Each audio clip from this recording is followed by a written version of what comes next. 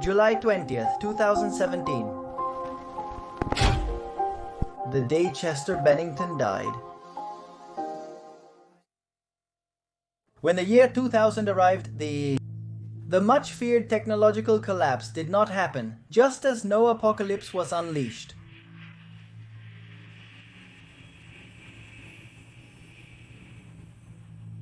However, the world did undergo significant changes, one of them related to music. A whole new wave of bands made their way to become the emblem of those confused youths. Among so many restless chords and distortions of nonconformity, there was a voice that particularly caught the attention of the public and critics for its mix of delicacy and fury. In a world dealing with false promises of ending, Chester Bennington made his way to bring his own version of the end. On the afternoon of May 26th, at 41 years old, he gave a performance like none in his career.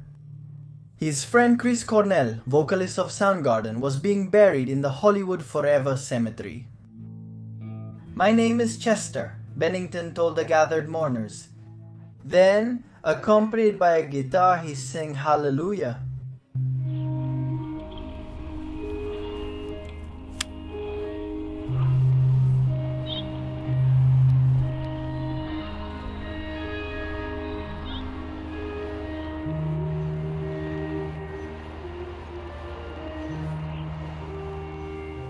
His usual screams were replaced by a somber and anguished tune. For years, his ability to give sound to internal storms had been the reason he became recognized worldwide. At that funeral, his performance left everyone moved. Less than 2 months later, Bennington would also end up being mourned. 36 hours before he was found dead, he had been smiling with his loved ones. In fact, his widow shared videos in which he could be seen in a good mood, doing challenges with his children.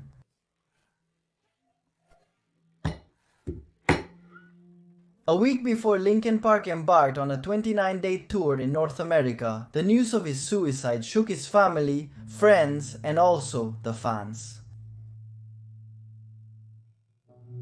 Had Chester lost the explicit fight he was having against that depression he talked about in his songs?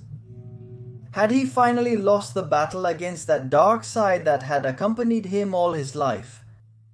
Chester Charles Bennington was born on March 20th, 1976 in Phoenix, Arizona. His mother was a nurse. His father was a police detective who worked on child sexual abuse cases. When he was just a 7-year-old boy, Bennington had an older friend. His friendship seemed normal, but the boy began to abuse the future singer.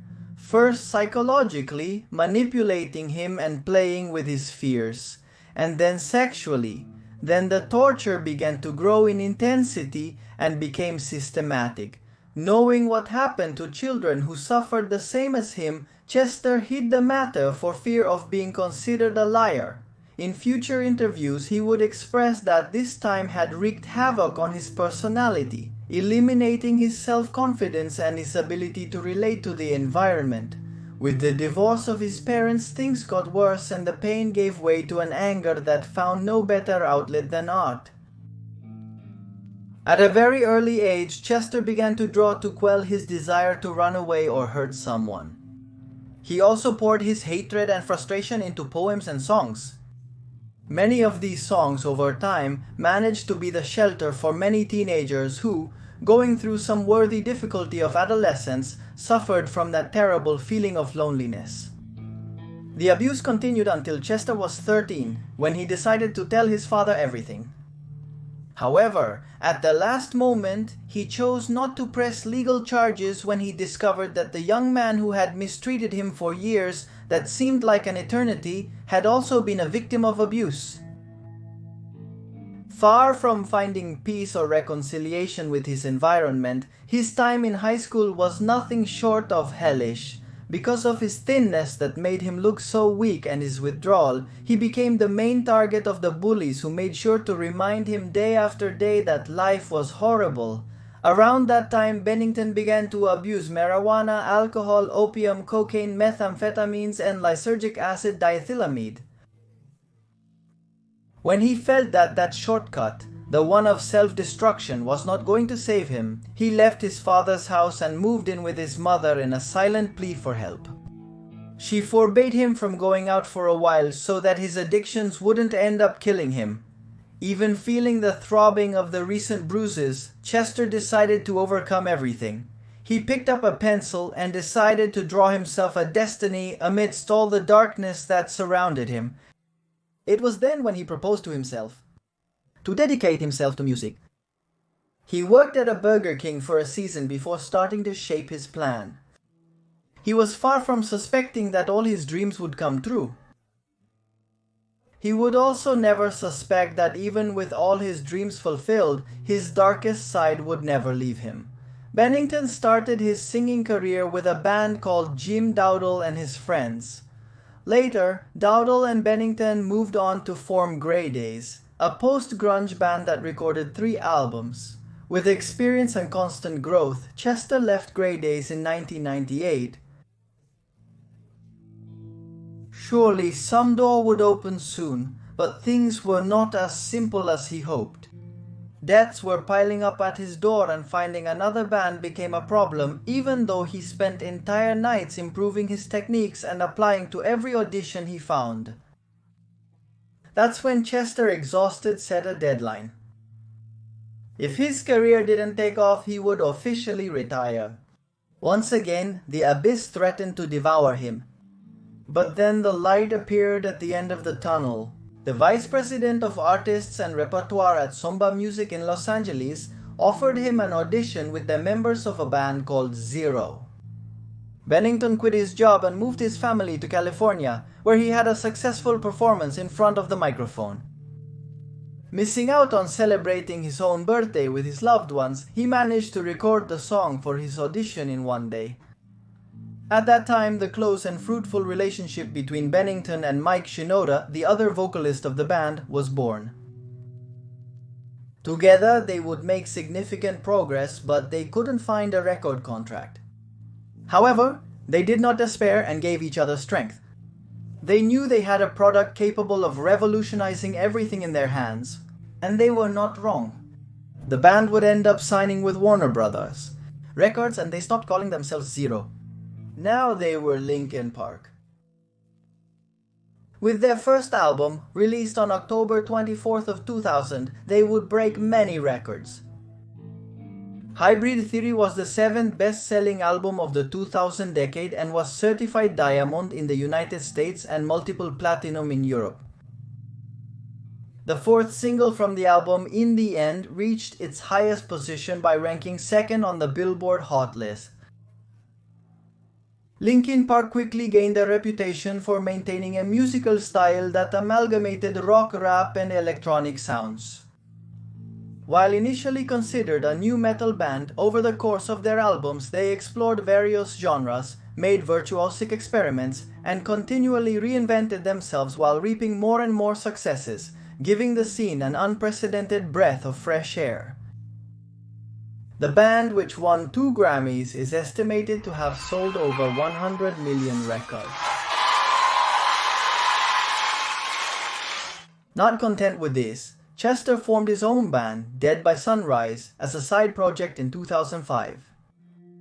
From 2013 to 2015, he was the lead singer of one of the bands that had marked his adolescence, Stone Temple Pilots.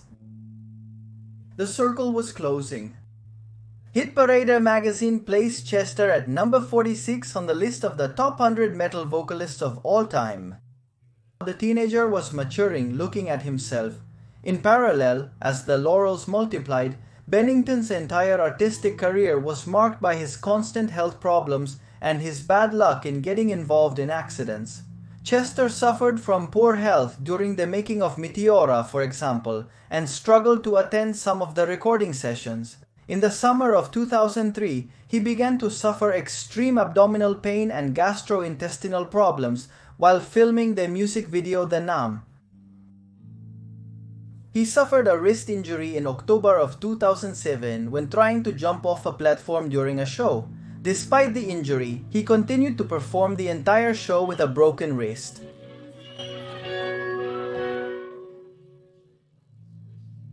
He received 5 stitches. In 2011, he fell ill again, forcing Linkin Park to cancel 3 shows and reschedule 2. He injured his shoulder during the band's tour in Asia, and doctors advised him to undergo immediate surgery, canceling their final show in Pensacola Beach. He injured his ankle in January 2015 during a basketball game. Linkin Park cancelled the rest of their tour to allow Bennington to undergo surgery and recover. In turn, his nerves were affected when he and his wife were victims of a cyberstalker named Devin Townsend for almost a year. After threatening the couple, the young man was imprisoned for 2 years. But not all of Chester's problems came from the outside. His real enemy still lived within. In 2006, Chester started his first rehab. 5 years later, he declared he had quit all substance use. Although to alleviate the anxiety of abstinence, he was prescribed clonazepam, an anxiolytic that in some cases incubates suicidal tendencies in its users.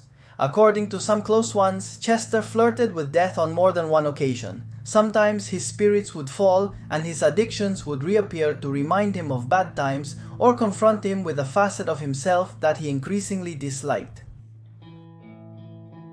When it became public that he had taken his own life, many saw it as a sadly foretold ending. Chester had fallen back into his typical pits, probably one induced by the unexpected suicide of his friend Chris Cornell. Cornell and Bennington were in fact more than good friends. Chester was godfather to Christopher Cornell, one of Chris's children. That his suicide occurred just on the day when the Soundgarden singer would have had his birthday was further proof of the destructive sadness that many sensed he was going through. But other theories soon emerged. According to Anonymous, Chester Bennington's reported suicide was a cover-up.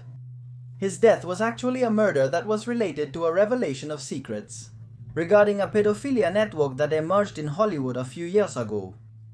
A network that had Jeffrey Epstein as leader and involved people as big as Donald Trump. According to the information provided by Anonymous, Chester was aware of the situation because he had been at luxurious parties in the United States.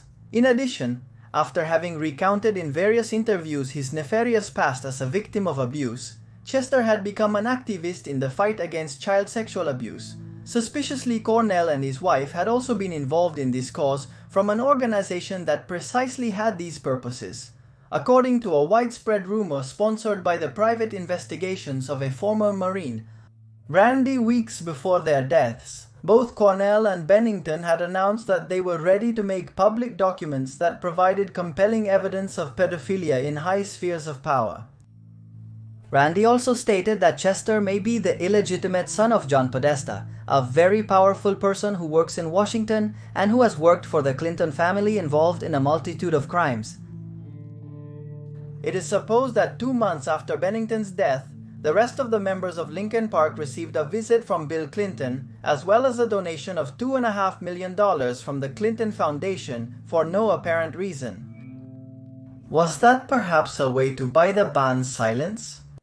It's worth clarifying that this theory, which connects the death of Chester Bennington with the death of Cornell, with the death of people like Kurt Cobain, which happened a long time ago, and says that all this happened because they were involved in the investigation against a pedophilia network, is simply a theory that circulates on the internet. It has no compelling evidence and it is not an official theory. On October 27, 2017, a tribute concert to Chester Bennington was held at the Hollywood Bowl in Los Angeles. Among the guest artists were Jonathan Davis, Sinister Gates, Oliver Sykes, Blink-182, No Dub, Machine Gun Kelly, and Alanis Morissette.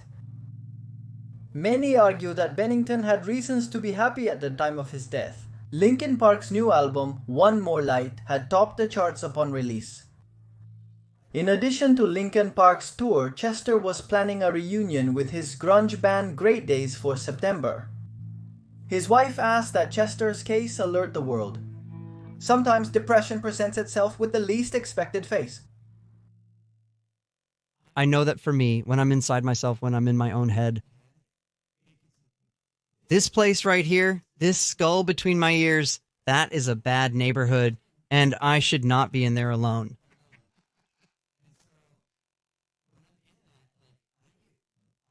My whole life fades away.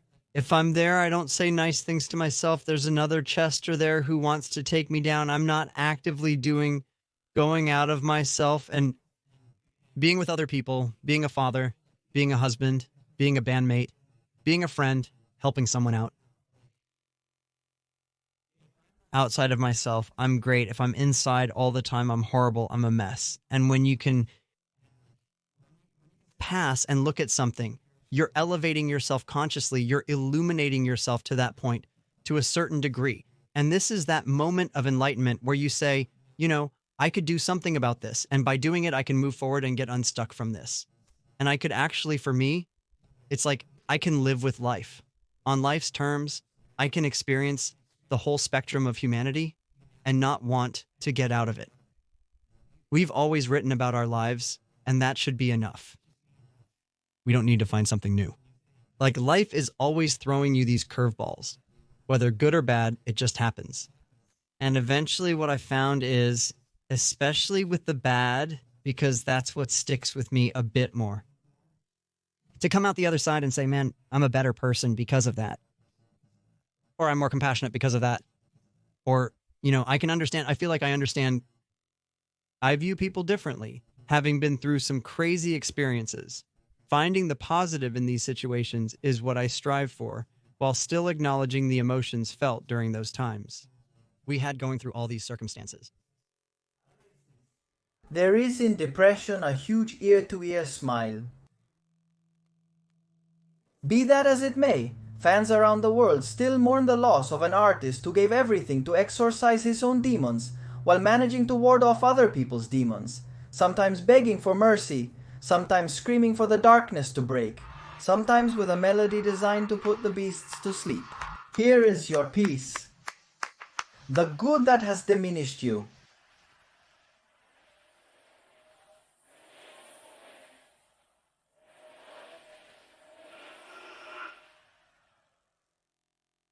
With a unique sensitivity, where the cry of rebellion could coexist with the cry of pain, and they could merge and become one. In the end, Chester Bennington was able to bring an entire generation out of the darkness. And that's the end of the Chester Bennington video. This was a very special video that I really wanted to make beyond the fact that you guys asked me a lot, because I had the opportunity to meet him at a meet and greet, and in fact he started singing next to me. In fact, this filming came out on their networks, and everyone came to tell me, and for me it was a unique experience. Even on my channel, I made a special video. The day of his death, I made a video telling my personal experience with Linkin Park, and this was a very personal video. Beyond continuing with the series of singer stories, this one seemed very special to me and I really wanted to do it. I hope you were interested in the story I just told you. If you liked it, I ask you please to leave your like, subscribe. I leave a couple of recommendations here on the sides so that you continue to marathon on this channel. My name is Magnus Mephisto, and this was the day that